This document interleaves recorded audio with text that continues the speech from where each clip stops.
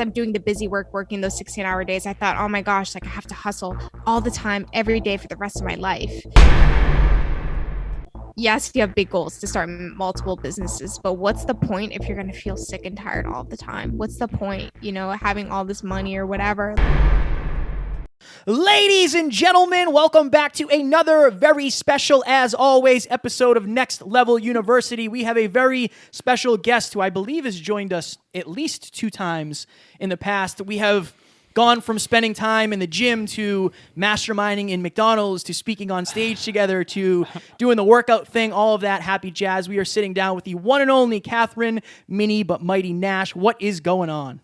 What's up? Thank you for having me. So crazy how we literally found that old flashback from Facebook about 3 years ago at the gym, and crazy where we are today, completely in different places. So excited to catch up with you guys. Likewise. Awesome. I think it's one of my takeaways from this, even before we start, is the power of the mastermind. Like, we have been talking about these things for years, literally at this point. It's so very interesting. So for those of our listeners who may not have tuned into the earlier episodes, just tell us a little bit and tell the listeners a little bit about who you are, what you do in the world, and then we'll dive into your story and kind of take it back to the past. Okay, awesome. So I am, in short, I'm an online fitness trainer, entrepreneur. I have an online fitness company, and I pretty much coach women all around the world, and I use kind of Instagram as the main platform to draw on women. But I kind of consider myself a serial entrepreneur because I do plan on building a few businesses in the near future. And yeah, I just have a passion for people, especially women, helping them succeed. And I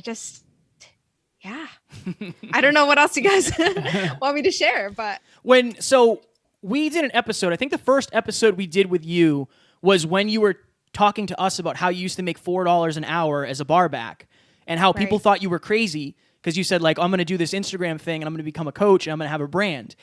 So tell us a little bit about that. And then what advice would you give that Kathryn? Looking back, like not having the belief necessarily or thinking you were stuck at that job or being afraid of what the future held. Tell us a little bit about that version of Kathryn, and what advice would you give to her now being as successful as you are? Okay, awesome. So it was back. I graduated college from Stetson University in 2017. I packed my bags. I lived back at home in Boston for a year. My original plan was to go to graduate school. So I wanted to get my CSCS, certified nutrition specialist, and become like the best trainer ever. So I lived at home and I worked 5 different jobs that year. Not at the same time, but like pretty much 2 jobs at a time. So I worked, at a sub shop. I worked as a bartender, as a waitress, as a beer girl, all different jobs. And for some reason, I just couldn't save up the money. I, either got harassed at work, or I just didn't get scheduled good enough hours, or there just wasn't enough business. There was always something. But I knew deep down that graduate school was kind of like my safety net. Like, I knew ultimately I was an entrepreneur at heart. I wanted to start a business and I wanted to help women around the world, but I was afraid. And it wasn't until my very last job, this is about a year living at home. I remember it was a cold, chilly morning, March in 2017. And I was wearing a blue polo, small black skirt, and I was getting ready to go to work. And I was just feeling so low. I was in a really bad headspace, getting over a horrible breakup, no friends in the area. And I pulled into work, and the entire day I had one customer.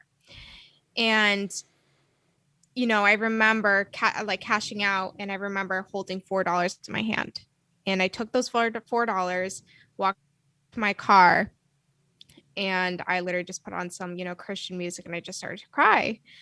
And it was at that moment that I just recalled this Bible verse, and it was the soul of the sluggard slaves and gets nothing, while the soul of the diligent is richly rewarded. And I just felt like just convicted in that moment, like, oh my gosh, I'm being that sluggard. I'm not being obedient to the call that I know God wants me to do. And it was in that moment that I realized, yeah, I'm a hard worker. Yeah, like I'm working my butt off at at work, trying to save up for grad school, but I'm being that slugger because I'm not being obedient to what I know I should be doing. And so it was at that moment that I just felt convicted, and I'm like, all right, God. And I was just like on my hands and knees, like not, metaphorically, I was like on my hands and knees. I'm like, okay, God, I'm just going to do it. I took that leap. I gave myself 1 month to start a business, and I had no mentors, no knowledge, no friends, no support in the area. Obviously, I was living with my family, but they didn't understand my vision. And so I said, okay, so I'm just going to listen to podcasts, whatever books I have, no business experience. I don't even know how to use a credit card. I was clueless. I had a health science degree. And so I just podcast after podcast. And what was interesting was the entire time I just really delve into money mindset. I felt like those were the podcasts that really stood out to me. And I felt like, God was telling me at the time, like, Kat, your money mindset's horrible. Like I had a fear like of becoming an evil person if I got rich. And like I was unable to receive money simply because it just felt icky. And I really thought, how the heck am I going to make money starting my own business when I don't, if I have a bad relationship with money? And so in that entire, month, I just listened to podcast after podcast, retraining my mind, retraining my views around money, thinking, oh my gosh. And within that month, I realized, oh my gosh, this is my obligation to sell programs. This is my obligation because it would be selfish if I were to just consider my own needs and my own family's needs. If I have money, I can serve.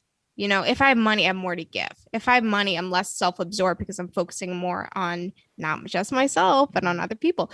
And so that entire month, I really took that time to focus on my mindset, decided to launch a program. And obviously, when I first launched the program, it was kind of crickets at first. I had 1 week to sell this program, and this was my test to see, like, okay, am I going to make this a business for life? And I gave myself 1 week. Crickets at first, and I was feeling really paranoid. And it wasn't until the very last day that I was selling the program that all the sales came in, and I had about 100 women sign up, and it just blew my mind. And what was most incredible were the transformations that happened. It was an 8-week challenge, and that was just life changing because I thought, oh my gosh, like I am capable. I can do this. If I just believe in myself, have faith, do the work, be obedient, I can do this. So I took that money, reinvested into a coach. And since then, I've just been obsessed with this idea of personal development and growing. And since then, it's just been uphill from there. So to answer your question, I figured I would have to retell the story for those. I love it. You did a great job. Yeah. You did a great Thank job. you. Of course. So to answer your question, I think the biggest thing that I've learned is I have a very go-getter Gary V. I found out I have the same personality as a Gary V. And we all know Gary V, go get it, like, get shit done. You know what I mean? He's intense. And I'm like by nature like that. And what I realized, especially in 2020, was the idea of slowing down and resting. And what I've learned is that like I operate so much better from a place of rest. And that's what, I've been really trying to train myself is actually spending time to meditate, actually taking time to do nothing. And it's changed my life. And because of that, I can now operate from a state of rest. Because of that, I have more creativity flowing, and I'm able to recognize what my gifts are. Because at the time I thought, in 2018, I was doing everything myself. I was doing the operations, I was answering the emails, I was doing all the creative work, and I was trying to figure out, and I realized that, Kat, you don't have to be good at everything. You don't have to. And I kind of thought like that I would get really discouraged because I had friends who had businesses and that they were good at the operations. I wasn't. And I felt discouraged. I'm like, I'm not a true entrepreneur because I can't do that. I'm not a good leader when it comes to training people. I'm not a good leader when it comes to this. And I gave myself a really hard time until, in 2020, I started really taking the time to know myself, know my strengths, know what I'm good at, and learn how to outsource what I'm not good at. And so in 2020, I built a team of 14.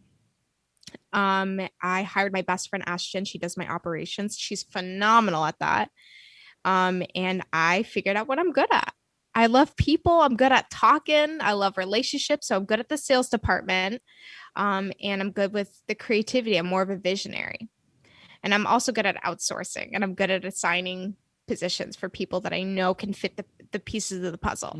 So in 2020 has been a year like truly operating from rest, 4-hour work days, and then just relax.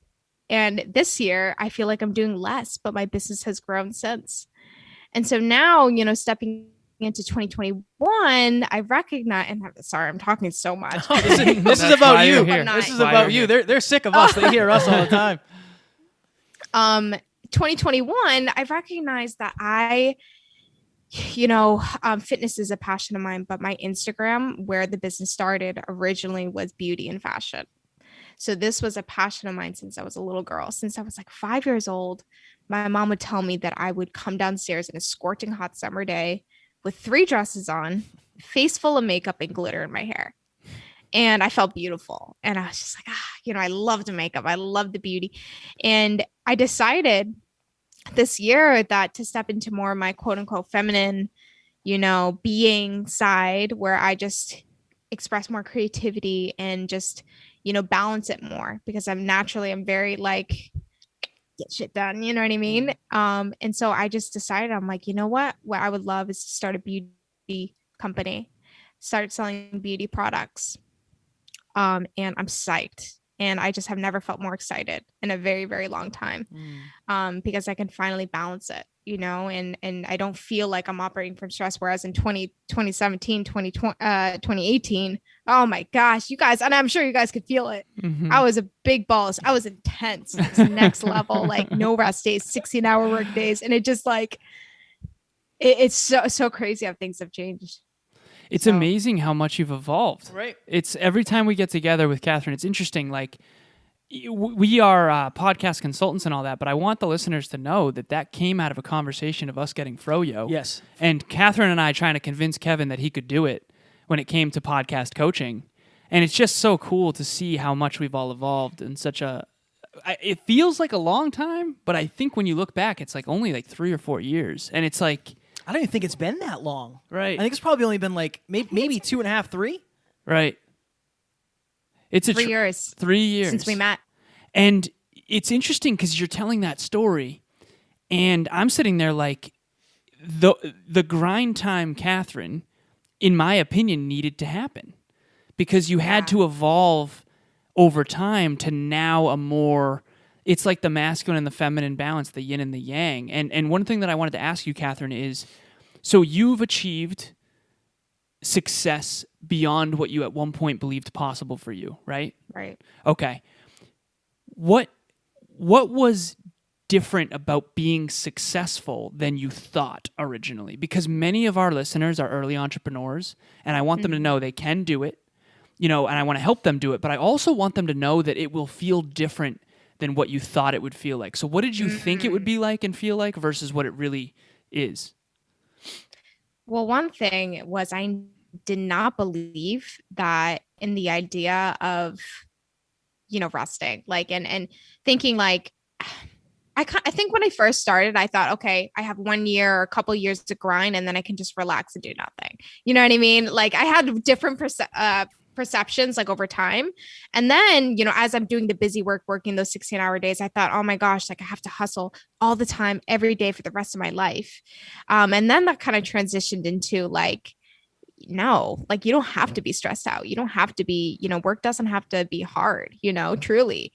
And one of the biggest things is like being in alignment with like what you love to do and your purpose, and, having clarity on like what it is you truly want. Because originally, because I came from a place of lack, because I came from like no money, thousands in debt, fresh out of college, my main motive was like, okay, help women, transform, be a good coach, and make money.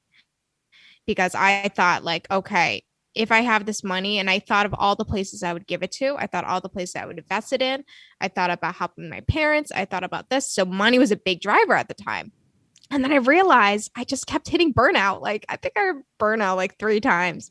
And by that, I mean, like I had like months, like where I just did nothing.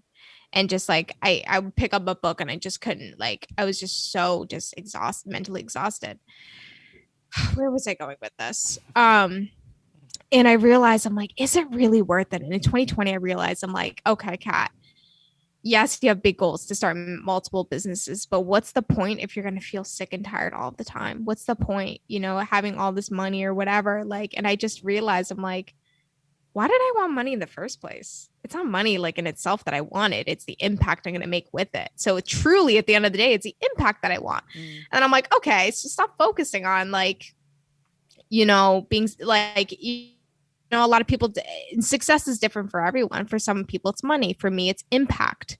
But I thought that money was necessary for me to make that impact. It was kind of my perception has definitely changed over time. But in 2020, I really realized that like, I truly just don't care. Like if I'm broke doing what I love, who cares? Like truly. And then once I started to truly like, I reached a point where I just truly laid down my business and like, really strengthened my faith. And I just got this complete, clarity on like something completely different, starting a beauty brand, getting into investing, and it's just since then, it's just like I can finally operate from rest. And it's just been incredible.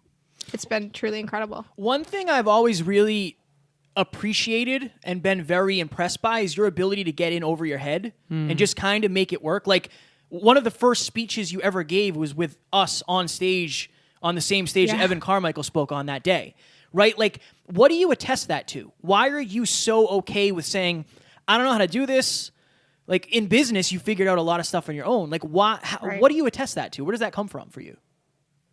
I just realized, I'm like, we all suck at first. The first podcast, I remember listening to you guys' first podcast. I remember my first Instagram post. It was so like corny and cheesy and like my post and everything. I'm like, we all suck at first. It's okay. And it's like, you got to be humble, especially with business, especially with, like just embrace the suck, because it's like, if we envision like, and I'm such a visionary too. I'm such a visionary and I'm always like visioning where I want to be.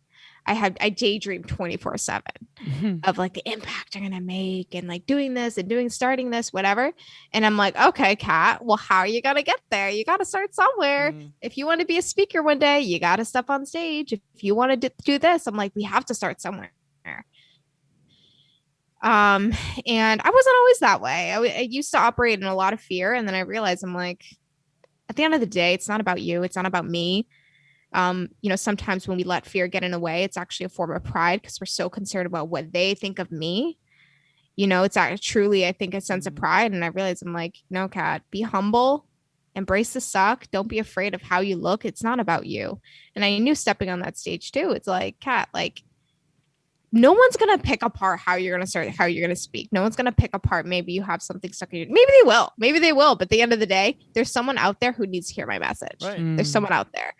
And so like when I start, dying to myself and start living for other people, then living to help other people, then everything changes. And like at the end of the day, you're the one on stage. So it's like, it's easy to talk crap from the crowd, but when you get up on stage, you have, it's, you know what I mean? It's like, you can, terrifying. You can say the stuff from the crowd. It is. It's, yeah. I'm terrified. Trust me. I know the feeling. I know you got a ton of questions, Hammer. I do. So one of the things that I think is interesting that I've found in my own life, but also, so at this point, Kathryn, and I'm a numbers guy, I just surpassed 610 coaching calls, which for me, that's 610 plus hours because I always go over. And the reason I say this has nothing to do with me. It has to do with the patterns I've recognized.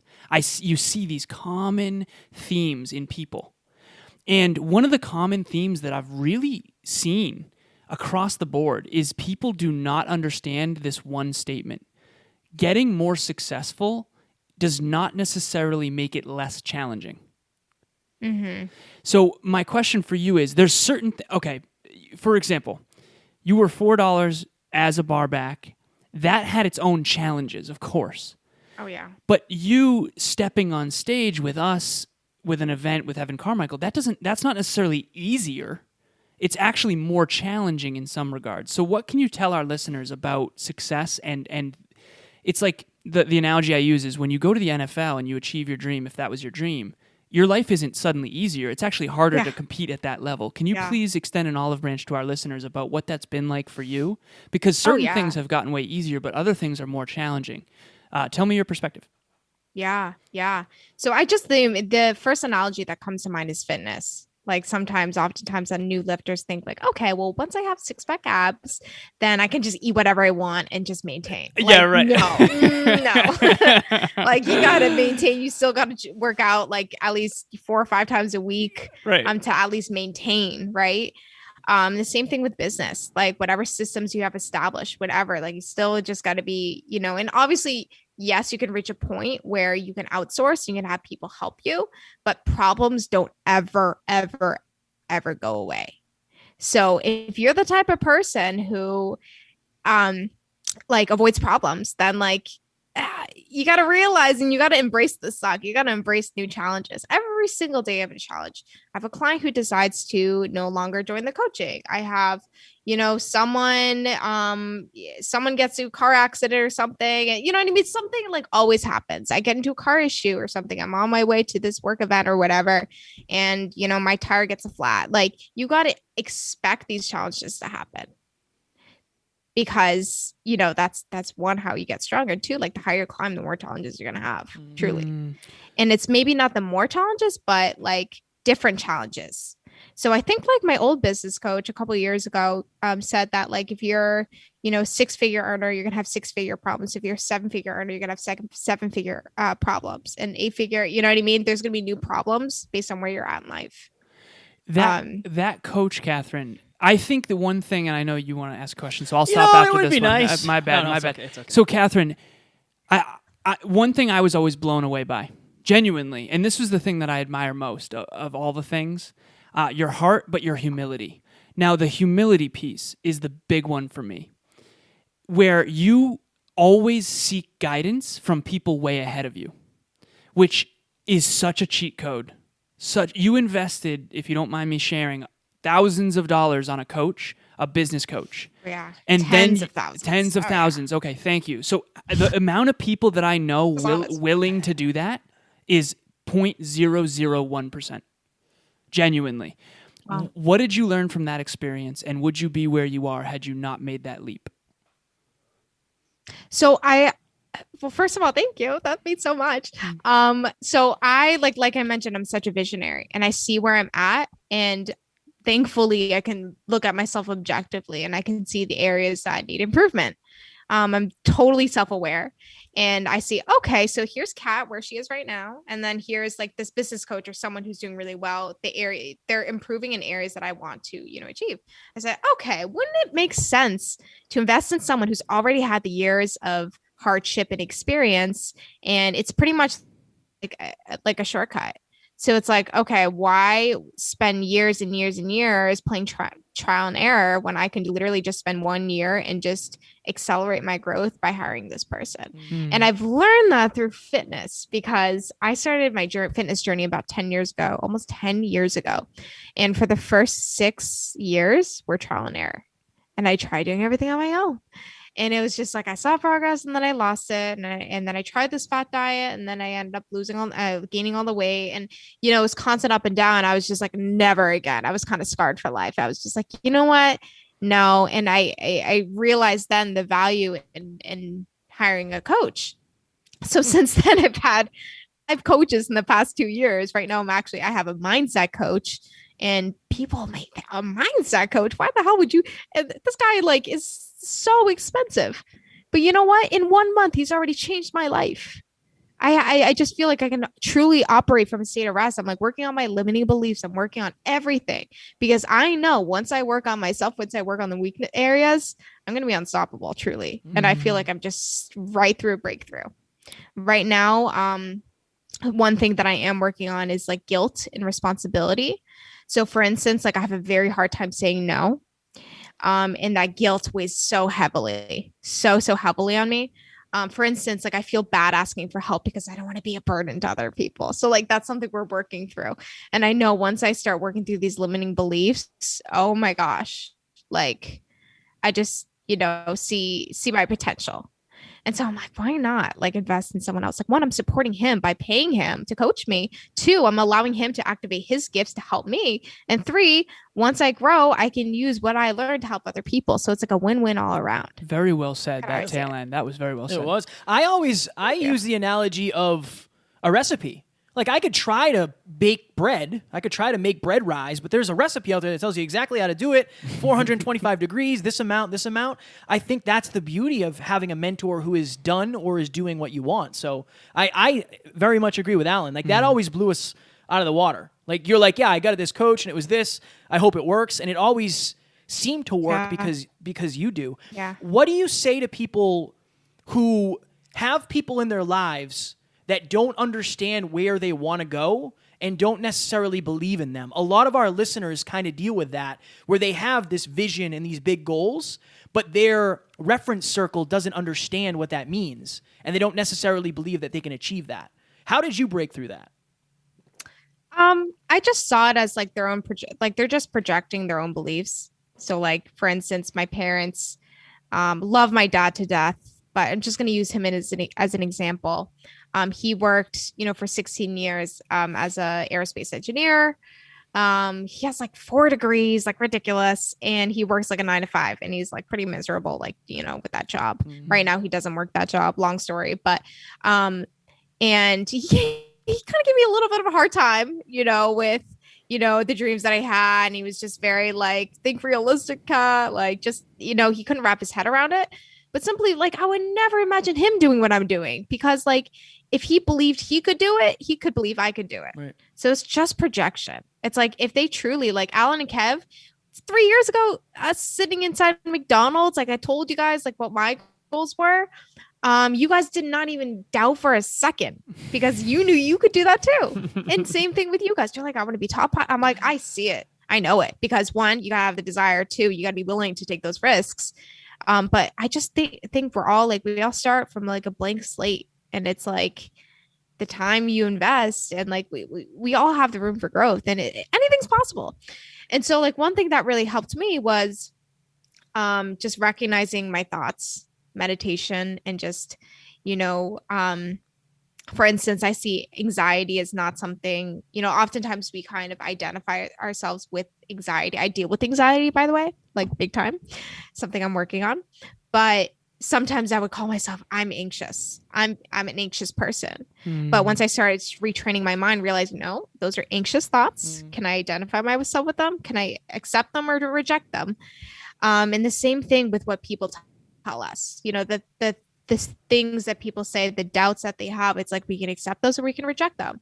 And so oftentimes when we're in those situations, like we got to kind of fill in those gaps, fill in those holes. So like, okay, I'm going to reject it, but what can I do to fill my cup so that I don't fall into self-pity, or so that I don't fall into, so throw on a podcast, read an inspirational book, talk to someone is inspiring, start studying people, success stories.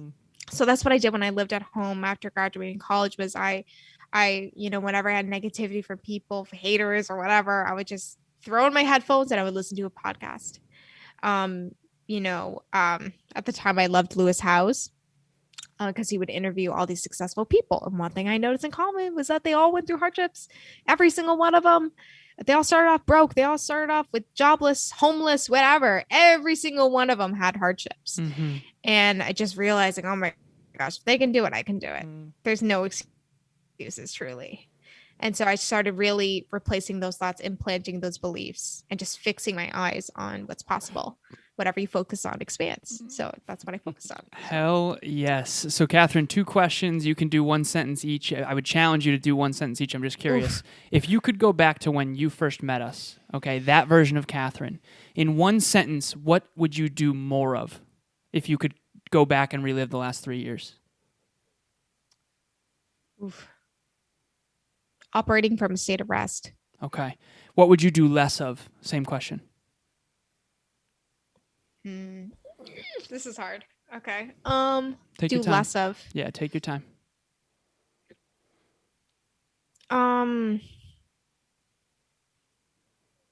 Less of the things that I know I'm not good at. Powerful. That is powerful. Yeah.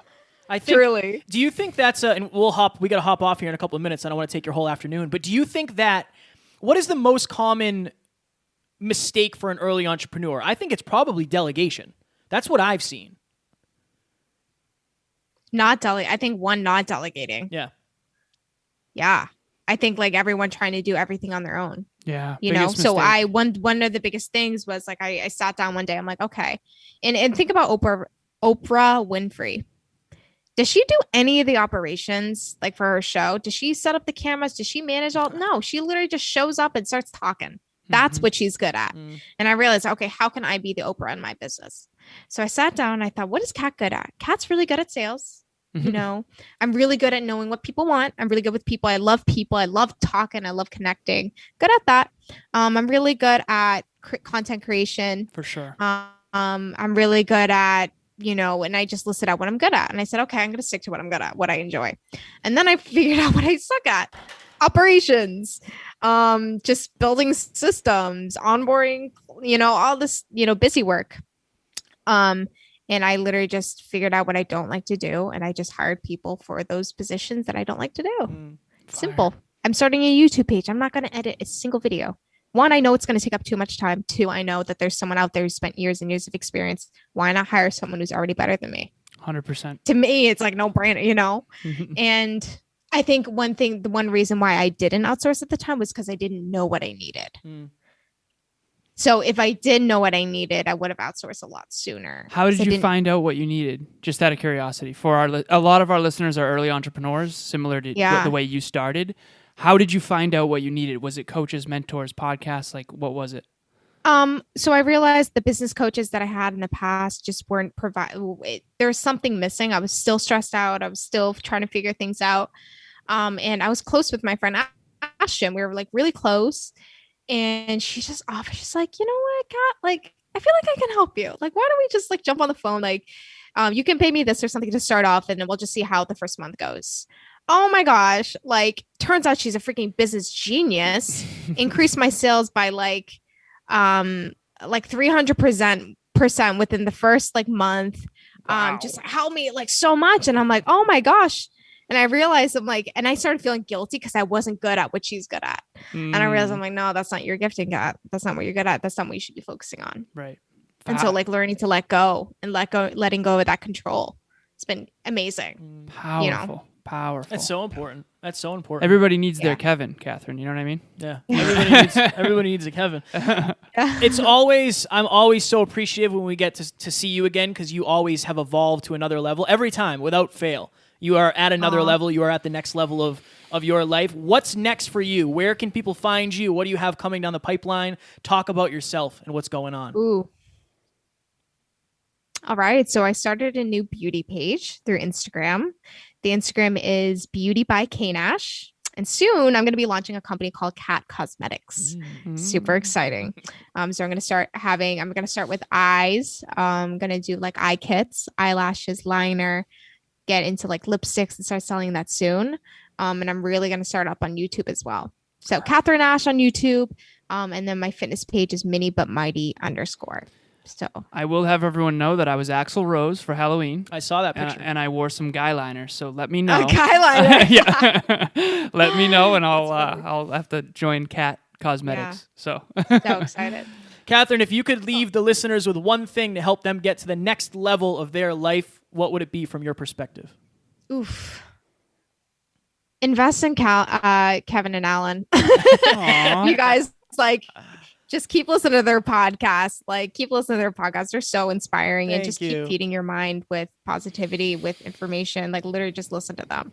And I can guarantee just by listening to one of their podcasts a day, I can guarantee like your life is going to change. Thank truly. you so much. It's like you become what you consume. So Kathryn, consume Alan and Kev. Kathryn, So, you are the guys sweetest. Awesome. Thank you so much. You become what you consume. I love that. That is fire. That's the name of the episode. That is the name of the episode. You become what you consume with Kathryn Minibutmighty Nash. Thank you so much, Kathryn, for coming on the show. We really appreciate you. Thank you for dealing with the technical issues beforehand. You are so very welcome. Again, for any listeners of this show, you've heard her before. Go back and listen to those. That she's been on the show 3 times now. Look at the evolution. Don't listen to the first podcast. Just joking. Yeah. I was so nervous. That's the evolution, and what's possible for Kathryn, Kevin, and myself is also possible for you. You just got to keep growing, keep grinding, and get good coaches and mentors. So thank you so much, Kathryn. You're the best. We appreciate you. And like I always say, if you've been nervous Of course. I'm sure you were probably nervous today to some degree, and you showed up anyway, and you did an amazing job. So if you're watching or listening, at the end of the day, we're all nervous. We still got to show up and give it hell. It's not about you. It's not about you. Just keep thinking. Just think about like those, outside of you and who you're going to impact. And like, you're here for not just for yourself, but to help other people. I love it. So, yeah. Ladies and gentlemen, the one and only Kathryn Minibutmighty Nash. Talk to you soon. Bye. Bye.